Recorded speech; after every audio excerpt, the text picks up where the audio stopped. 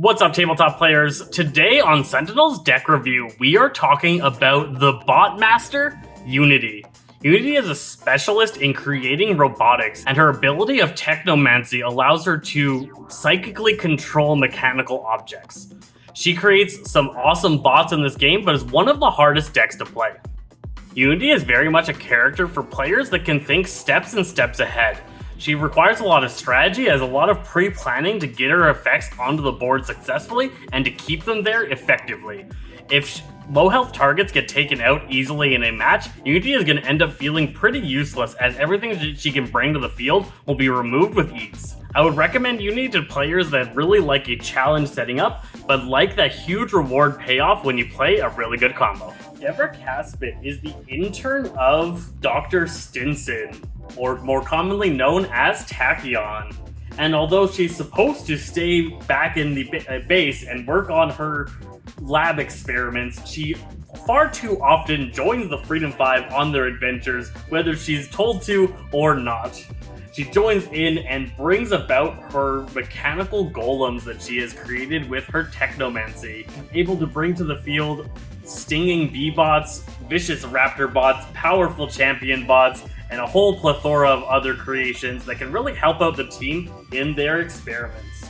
She's always had a creative mind, and that combined with her technomancy powers has really made her a force to be reckoned with. Omnitron X becomes a very close companion of Unity, and the two get on to great shenanigans. Alright, let's take a look at Unity here. Unity is the young intern of the Freedom 5, and she brings that spunk to the team whenever she joins them in their actions. She has 26 HP, pretty low on the HP side, and she's got the power bot hack. Destroy one item card. If you do, play or discover one mechanical golem. So play is out of your hand and discover is flipped from the top of your deck until you find one. This is a great addition to her power set. It used to just be play one for the same effect, and it was a lot more difficult to get her set up. Now if you start the game with no bots in play, you can destroy an item and search for a bot and get it. Well, reveal until you get a bot, so at least you got one out.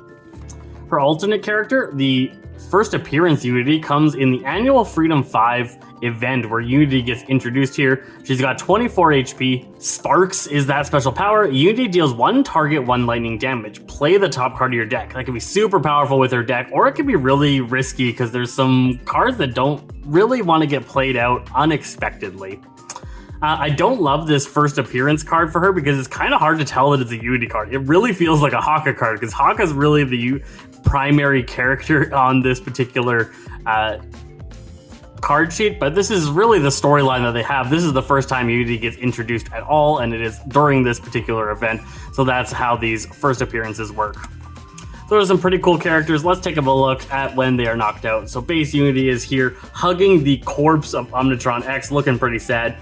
Incapable Creator.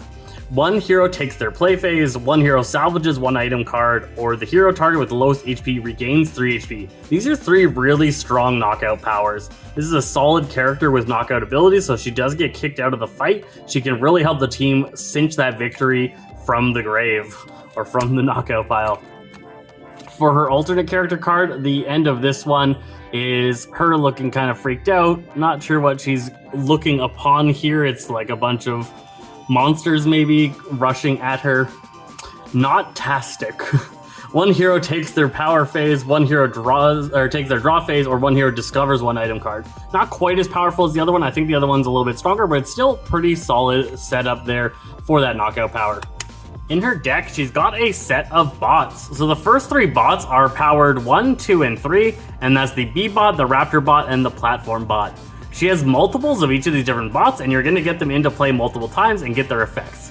So a bee bot is when this card cannot be played during your play phase. This exists on all of the bots. You cannot play a bot during your play phase. You need things like powers that allow you to play or discover one mechanical golem to be able to actually play your golems. You can't just play them from your hand, which is why she's one of the most advanced and hardest to play characters. When B-Bot is destroyed, you may destroy one ongoing card, then deal one target 2 projectile damage. So there's some strategy getting B-Bot out with its 1 HP and then hoping it gets blown up to then be able to take things out. Raptor Bot, end phase. This card deals 1 target X melee damage, where X is the number of mechanical golem cards in play.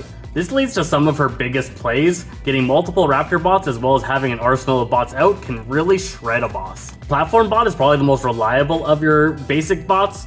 -1 damage dealt to this card, 3 HP means it lasts a little while, and at the end of each of your turns it blasts the target for 3 damage. Getting a lot of platform bots out can be a huge amount of damage at the end of your turns. After the basic bots, we then have her specialty bots, and each of the specialty bots are based off of one of the members of the Freedom 5, and then they have the health pools of 5, 6, 7, 8, and 9. So first off is the stealth bot based off of Wraith. This card has -1 damage dealt to this card. Whenever Unity or a Mechanical Golem card would be dealt damage, you may redirect it to this card. So this can soak up a huge amount of incoming damage, especially if that's 1 point of damage. Multiple 1 points of damage can get soaked into the stealth bot and doesn't end up taking any damage. Really solid support card for Unity herself.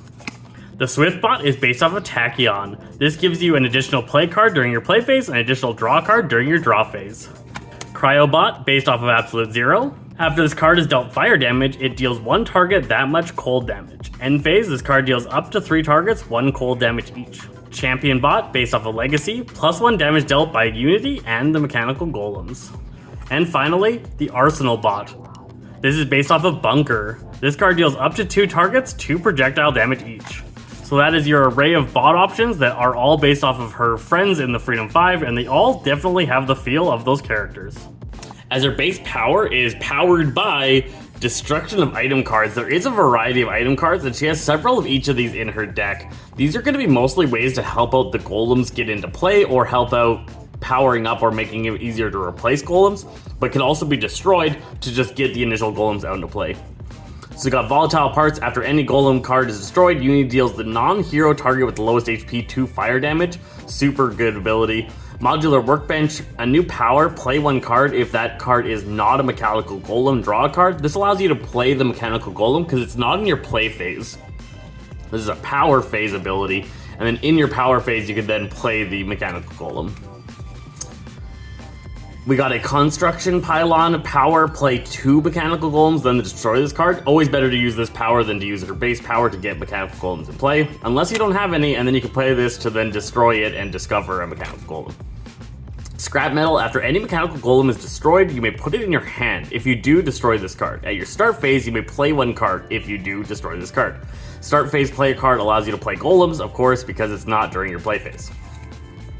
And then Supply Crate, after this card is played, draw a card. At the start phase, you may draw 2 cards if you do destroy this card. Lots of you may do this if you do destroy things going on with these, and then her base power also destroys them. Just a bunch of ways to really power up how she can get her cards out.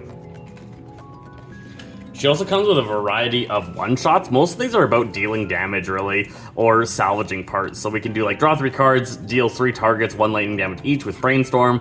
We got Powered Shockwave, deal each non-hero target X lightning damage, or X is the number of Mechanical Golems in play. It can be a massive AoE. Then draw a card, each Mechanical Golem regains 3 HP, and play a card with Inspired Repair. Hasty Augmentation, 1 hero may use a power, +2 damage dealt to that hero's power. And then finally, Robot Reclamation, salvage up to 3 Mechanical Golem cards. So, a couple ways to get Mechanical Golem salvaged or healed, and then mostly just damage output from those one-shots. And finally, she's got 1 single ongoing. She has 2 copies of Flash Forge. This is a power. Unity deals herself 1 fixed psychic damage. Each Mechanical Golem card regains 1 HP. Either discover a Mechanical Golem card or discover an item card. Really cool ability, basic way to get out extra cards. So Unity overall feels really good. She plays really successfully if done well, and really poorly if done not well. I would not recommend Unity for new players to the game, just because her deck does require a little bit of nuance and understanding. I would also recommend your first time playing her, read through all her cards, get a better understanding of how to get your stuff out and good ways to combo with her. She really relies you to have an understanding of the deck to play this deck. I hope you guys enjoyed this deck review of Unity, and we'll catch you guys next time.